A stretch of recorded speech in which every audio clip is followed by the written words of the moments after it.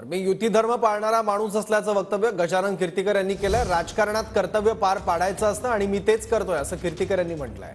कीर्तीकरांचं मविया उमेदवार अमोल कीर्तीकरांच्या प्रश्नावर त्यांनी हे उत्तर दिलंय। नेता आहे आणि माझं कर्तव्य आहे की माझा उमेदवार त्याला संपूर्ण ताकद देऊन त्याला निवडून आणणं आहे आणि त्याला जेवढं म्हणून मॉरल सपोर्ट करता येईल। म्हणजे आज माझं कर्तव्य आहे की उमेदवारी दाखल करायला रवींद्र वायकर आले, त्यांच्यासोबत मला जायचं। सगळे राजकीय पक्ष जे असतात, सगळ्या राजकीय पक्षाचे उमेदवार असतात, जे भेटतात त्यांना शुभेच्छा देतो। मी युती धर्म पाळलेला माणूस आहे, राजधर्म म्हणतात तो पाळलेला आहे। तुम्ही म्हणतात ते धर्मसंकट आहेच, परंतु त्याच्यापेक्षा राजकारणामध्ये कर्तव्य पार पाडणं हे फार महत्वाचं असतं आणि ते मी पाळत आलेलं आहे।